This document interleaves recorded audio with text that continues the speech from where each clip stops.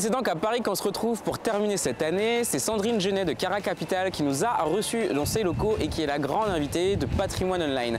Côté com, on va parler des sujets à traiter l'année prochaine avec comme des CGP. En studio, on a parlé cinéma avec Frédéric Fior pour son fonds Logical Content Venture et Jean-François Tardivot a décrypté le baromètre CGP de Périclès Group avec un de ses associés, David Farsi.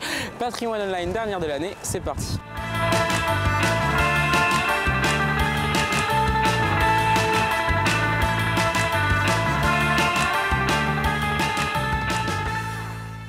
Bonjour Sandrine. Bonjour Gaëtan. Merci de nous recevoir dans vos super locaux Cara Capital, donc boulevard Haussmann à Paris. Dites-nous tout, Cara Capital, est-ce qu'on peut dire que c'est l'histoire d'un couple, de vous, de Cédric et d'un fonds, Parquès Capital, qui s'est invité dedans?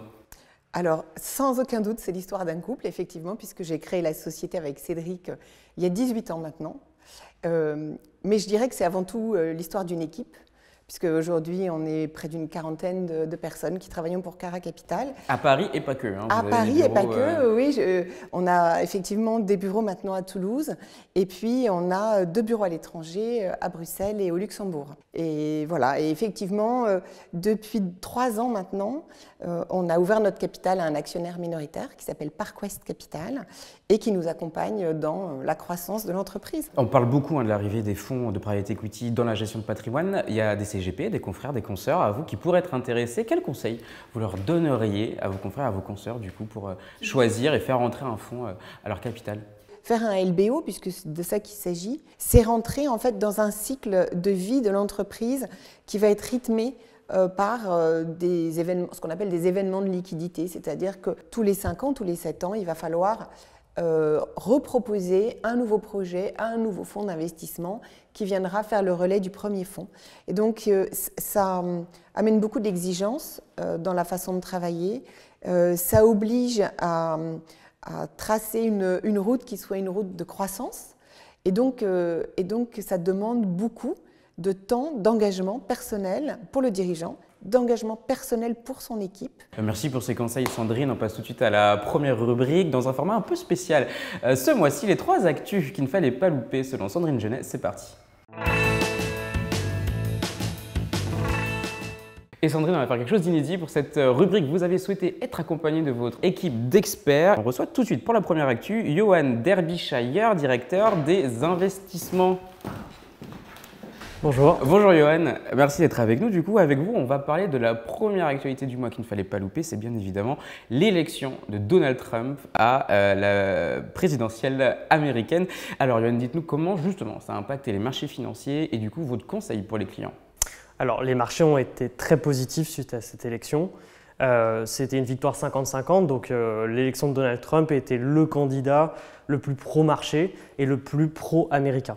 Donc les marchés US et les petites valeurs plus sensibles à l'économie américaine ont surperformé.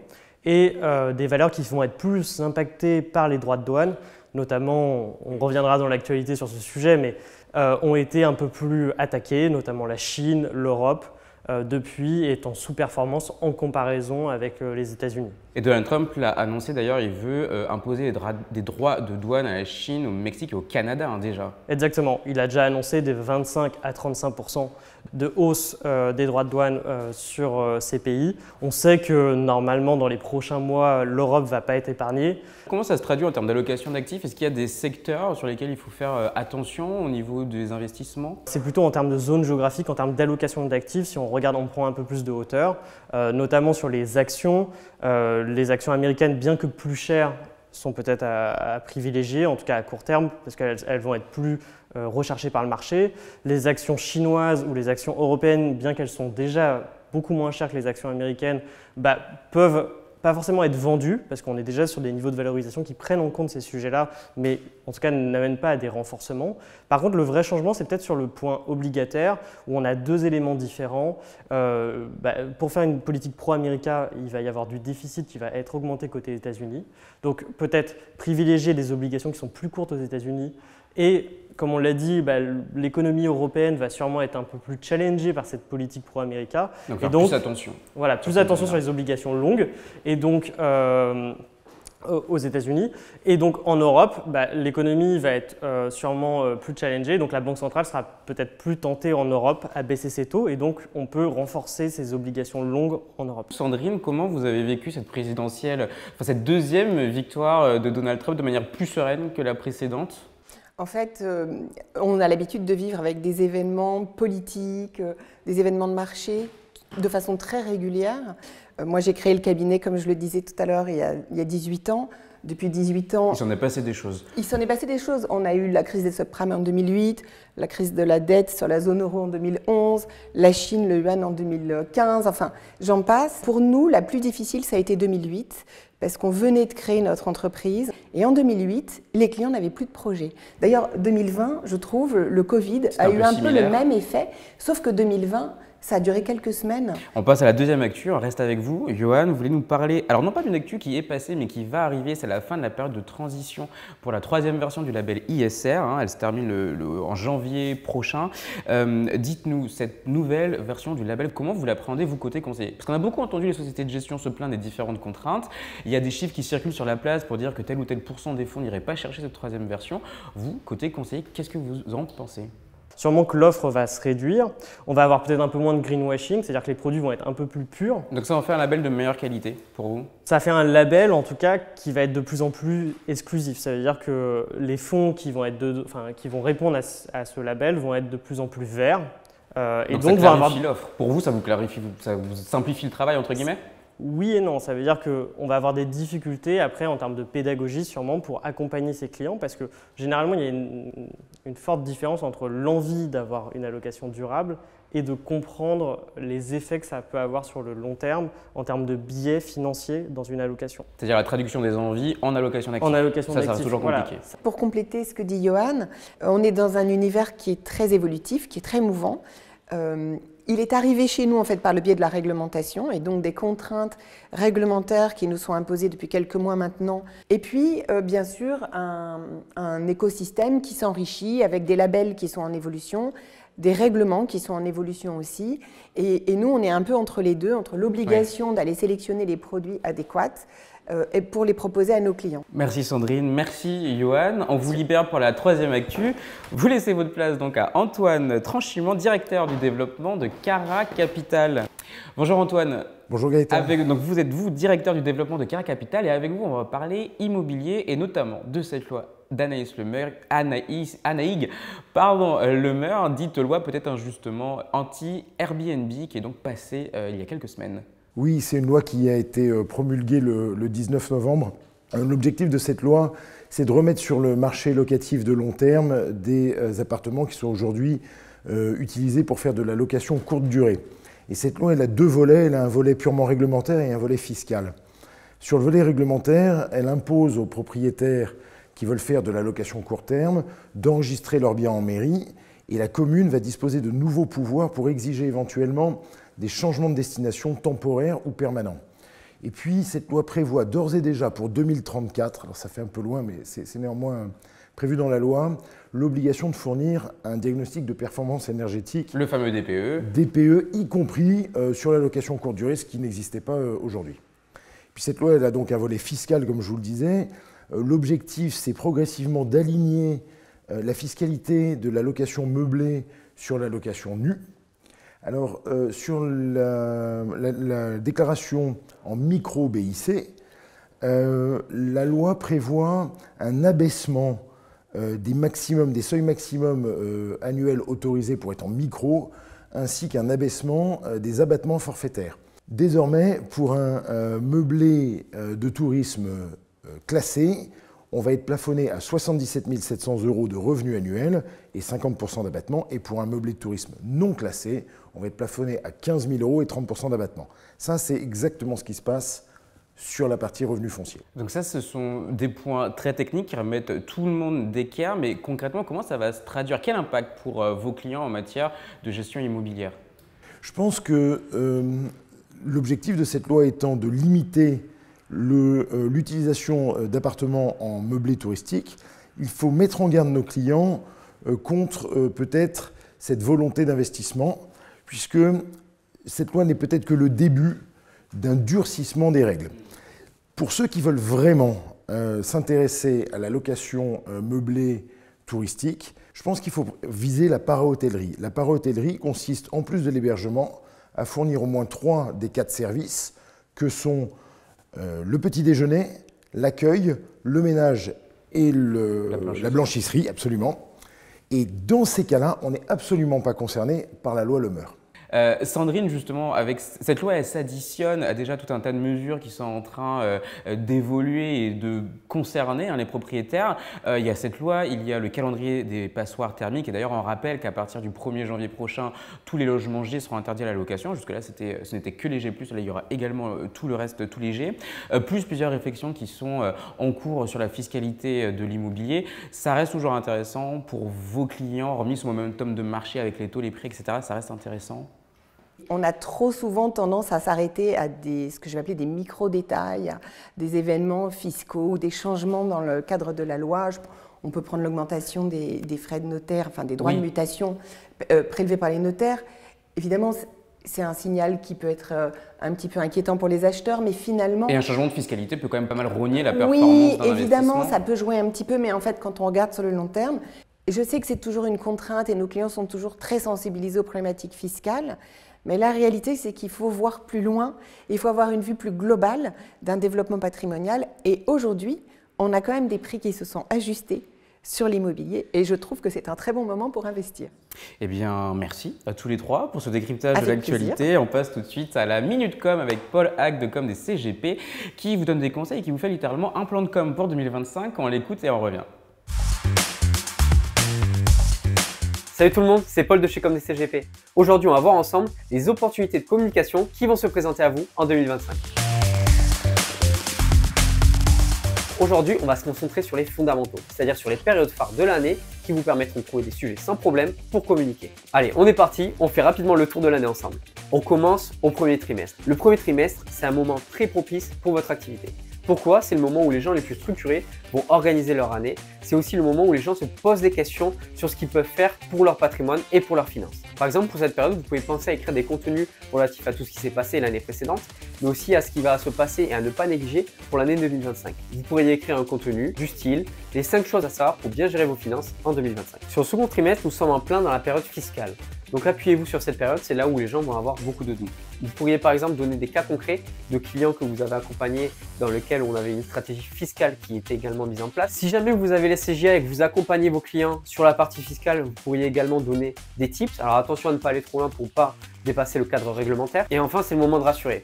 Donc ce que vous pouvez faire à cette période-là, c'est de prendre un de vos avis Google, de votre fiche Google par exemple, et de le mettre en avant sur vos réseaux sociaux. Essayez de cacher le nom si jamais vous avez le nom qui est affiché bien sûr. Sur le troisième trimestre, on est dans l'été. Donc pendant l'été, soyez plus léger. Par exemple, ce que l'on fait pendant l'été, c'est que l'on crée des cahiers de vacances spéciales gestion de patrimoine pour tous nos clients. C'est-à-dire qu'on donne aux conseillers en gestion de patrimoine la possibilité de transmettre à leurs clients ou alors à leur audience un cahier de vacances relatif à la finance et à la gestion de son patrimoine. Attention, j'attire votre attention sur la période de la rentrée qui est extrêmement importante, notamment au moment de la réception des avis d'impôt. C'est là où on va avoir beaucoup de questionnements de la part de votre audience qui va pouvoir se mettre en place. Et donc, vous allez pouvoir par exemple écrire des contenus comme la bonne lecture d'un avis d'impôt ou encore des cas concrets ou des tips relatifs à la bonne gestion de son patrimoine. Pourquoi? Parce qu'à la rentrée, les gens essaient de mettre en place de nouvelles choses. Quatrième trimestre, on sait que c'est une période très importante, une période charnière pour vous également, ne serait-ce que sur la partie fiscale. On ne va pas parler de sujets fiscaux parce qu'on a parlé de sujets fiscaux dans les autres trimestres. Vous allez pouvoir faire beaucoup de pédagogie patrimoniale. Par exemple, présenter des solutions, présenter des stratégies. À ce moment-là, les gens sont ouverts à découvrir de nouvelles choses. Ils sont ouverts à se poser, en tout cas bien plus que pendant l'été. Donc c'est le moment pour vous y mettre et communiquer sur, par exemple, qu'est-ce qu'une assurance vie, qu'est-ce qu'un contrat de mariage, à quoi ça sert, etc., etc. Il vous reste maintenant une seule chose à faire, c'est de passer à l'action. C'est tout pour cette édition de la Minute Com. On se retrouve le mois prochain pour une nouvelle édition. À bientôt. Sandrine, vous êtes un peu une sacrée influenceuse. J'ai vu que vous avez du matériel quand même pour pouvoir être active sur les réseaux. Oui, il faut tout savoir faire dans une entreprise de la taille de Cara Capital. Et c'est vrai qu'on a démarré en 2020. Les clients étaient très inquiets, très stressés évidemment par les marchés financiers. Et donc, je faisais toutes les semaines des vidéos de Cédric qui présentaient nos convictions, ce qu'il fallait faire, et dans un but évidemment de faire de la pédagogie et de rassurer nos clients. Aujourd'hui, on s'est un peu éloigné de ça, mais c'est vrai que la communication, pour moi, c'est un sujet qui est très important. Vous en faites un peu moins? Parce que c'est quoi, c'est tout chronophage? Ah non, non, j'en fais beaucoup. Je travaille d'ailleurs beaucoup avec Johan, qui était avec moi tout à l'heure pour les 3 actus. Non, en fait, nous, on a dans notre ADN la volonté de faire vraiment de la pédagogie auprès de nos clients, de décrypter, de rendre simple des sujets qui paraissent parfois un peu complexes. Et donc, on a beaucoup de publications sur les réseaux sociaux, alors principalement sur LinkedIn, avec des axes de communication bien déterminés. Un premier qui est vraiment lié à l'éducation. Donc, par exemple, tous les lundis, on fait un post avec 4 chiffres qui synthétisent ce qui s'est passé sur les marchés financiers. On l'appelle le 1560 secondes parce que l'idée, c'est de dire quelqu'un doit pouvoir le lire en 30 secondes et 30 secondes, 52 semaines par an, ça fait 1560 secondes. C'est très précis, dis donc. Et l'idée, c'est vraiment de dire, c'est pas forcément beaucoup de temps pour se cultiver sur ce sujet. Et puis, on va avoir des posts qui vont être plus tournés vers les entrepreneurs. Comme notre clientèle, c'est avant tout une clientèle d'entrepreneurs et de dirigeants. En présentant des entrepreneurs qui peuvent être plus early stage, donc qui sont dans le démarrage de leur activité, qu'est-ce qu'ils ont fait de bien, quels conseils ils donneraient à des gens qui se lancent, et puis des posts avec des entrepreneurs peut-être un peu plus matures pour montrer des trajectoires et expliquer de quelle façon on peut les accompagner. Moi, j'ai un conseil, je trouve, qui est important, enfin 2 peut-être, à donner sur le sujet de la communication. Le premier, c'est important de communiquer en fonction de qui on est. Et on est tous différents dans ce métier, et c'est aussi ce qui fait la beauté de ce métier, c'est qu'il y a autant de CGP que de personnalité et d'approche. Et puis aussi de parler de nous. Pour nous, LinkedIn, c'est surtout une marque RH avant de communiquer auprès de nos clients.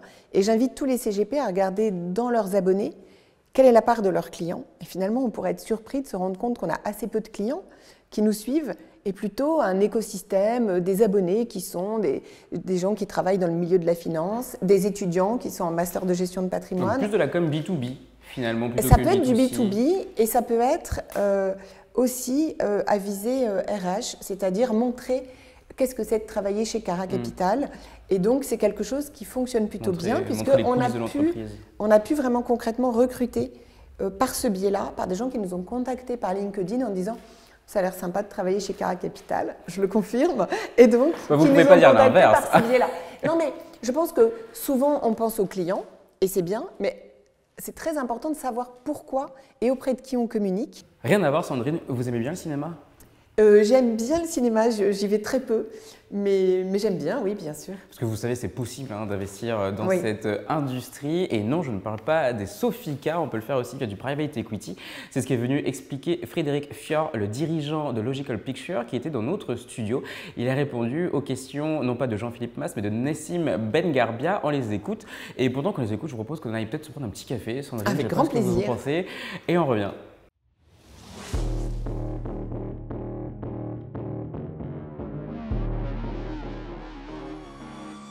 Bonjour Frédéric Fior. Bonjour. Vous êtes président de Logical Picture, un fonds spécialisé sur les actifs médias qui investit notamment dans le cinéma. Je vais vous présenter le concept de la rubrique. Des images vont apparaître à l'écran et vous aurez soit 1 minute, soit 30 secondes pour répondre. Est-ce que vous êtes prêt? Je suis prêt. Alors, Logical Picture, vous n'êtes pas une Sofica, vous êtes quoi?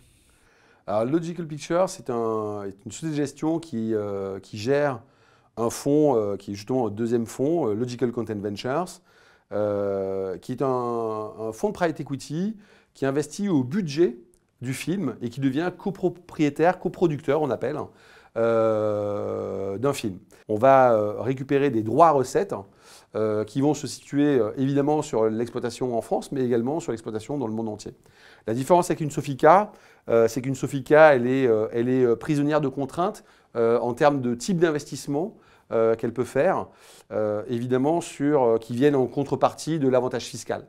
Nous, on n'a pas ces contraintes-là, donc on investit sur des films internationaux, on rentre au niveau du script, et puis derrière, on va exploiter le film pendant toute sa durée de vie. Sachant que le fonds, lui, a une durée relativement courte, puisque le fonds investit jusqu'en 2028, et derrière, on a une sortie en 2031 par session du catalogue, qui en 2031 fera autour d'une centaine de films. Comme vous le dites, il s'agit de la deuxième génération de fonds que vous lancez. Est-ce que vous pouvez nous dire quelques mots sur la performance et les pertes du premier fonds? Alors, le premier fonds, on a déployé 10 millions sur 20 lignes. Donc, c'était un fonds qui avait valeur de preuve de concept. Il nous a servi à monter l'équipe et puis à roder notre thèse d'investissement. Sur ces 20 lignes-là, la performance ligne à ligne se balade entre moins 30% pour les worst case scénarios, pour les sous-performances, et x3 pour les films qui ont le plus performé. Donc quelque chose qui va mécaniquement, en fait, qui a mécaniquement une performance du portefeuille autour de 15%. C'est comme ça que sont sortis nos investisseurs avec un TRI net de 15% en 2021, après 5 ans d'investissement. Et sur la typologie de films que vous avez en portefeuille, vous êtes plutôt Gladiateur ou Anatomie d'une chute? Un peu des deux. Le fonds Logical Content Ventures, il est investi sur deux types de films assez complémentaires et différents. On a la moitié du fonds qui investit en co-investissement avec Pathé. Donc tous les films Pathé qui sortent depuis un an sont financés, sont cofinancés par Logical Content Ventures. Donc là, typiquement, on a des films comme Le Comte de Monte Cristo, alors c'est le Gladiateur français, Aznavour ou Emilia Pérez, qui sont des films très forts sur la salle en France et qui ont aussi une grosse valeur patrimoniale. Et puis à côté, on a l'autre moitié du portefeuille qui est fait par notre équipe de gestion. On reçoit à peu près 800 projets par an pour en sélectionner une petite dizaine. Et là, on va se concentrer sur des films qu'on appelle Canada Dry. Donc, c'est des films qui ont une forte valeur internationale parce qu'on dirait des films américains, alors qu'en fait, ils sont faits en Europe avec des bonnes subventions européennes. Quel impact peut avoir un échec commercial, un bid, comme on dit, dans votre industrie, sur l'état de santé de votre fonds? L'avantage du cinéma, on n'a pas cette idée-là quand on pense au cinéma, puisqu'on pense plutôt à du venture, à des choses où on perd 9 fois sur 10 et puis une fois sur 10, un peu comme dans le capital amorçage, on récupère, on fait x15, x20 et on récupère la mise.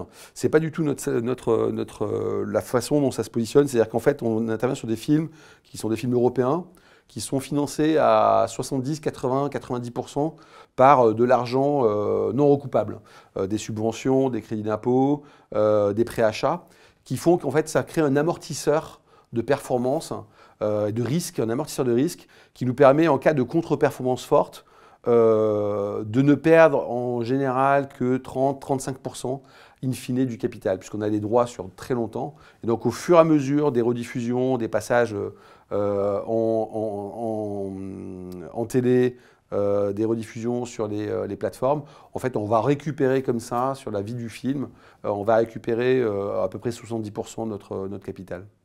Le cinéma, comme d'autres secteurs, a été impacté, touché par le phénomène MeToo. Comment vous protégez du risque réputationnel pour les films que vous financez? C'est un vrai sujet sur notre secteur. Et je pense que, comme dans beaucoup de secteurs, les financiers ont un rôle très important pour faire évoluer les mœurs. Nous, on est très vigilants quand on choisit, quand on fait notre évaluation sur un film, sur un projet. On a 3 dimensions qu'on analyse, la dimension artistique, la dimension commerciale, et la troisième, c'est l'environnement de production. Et dans cet environnement de production, en fait, on va être très vigilant à faire remonter tous les signaux faibles, notamment les risques de VHSS, de violence et de harcèlement sexuel et sexiste, qui sont autour de l'équipe du film. Et puis après, dans la production, on est très vigilant à ce que les meilleures pratiques soient mises en place, y compris quitte à ce que nous, on participe à financer certains filets de sécurité, comme des référents, etc., sur ces domaines-là. Prime, Netflix, streaming, le cinéma est en profonde mutation. Est-ce que la distribution en salle a un avenir en tant que classe d'actifs? Alors moi, je suis convaincu que la salle a sa place dans l'univers d'exploitation du cinéma, de l'œuvre cinématographique, à côté de ce qui se passe sur les séries, etc. Nous, notre fonds, il est vraiment très concentré sur le cinéma parce que quand on dit cinéma, c'est le film. Derrière, nos films se répartissent suivant ces deux modalités, c'est-à-dire que les films typiquement qu'on finance avec Pathé sont des films qui sont faits pour l'exploitation en salle.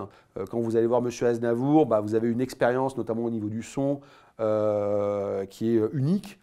Pareil évidemment pour Monte Cristo ou Emilia Pérez. Et à côté de ça, on va, et là je crois moi à cet avenir-là sur des films qui sont des films événements qui sont faits pour la salle et derrière pour la rediffusion. Et à côté, on va avoir des films qui sont des films beaucoup plus, ce qu'on appelle popcorn. Des films plus faciles à consommer, plus rapides. Et ceux-là, ils sont aussi faits vraiment pour la plateforme. Donc nous, nos investissements sont très agnostiques. Et derrière, nos investissements, le contenu qu'on finance, il va vivre sur tous les médias. Et pour nous, les plateformes sont des guichets, des nouveaux débouchés en plus. Merci Frédéric Fior.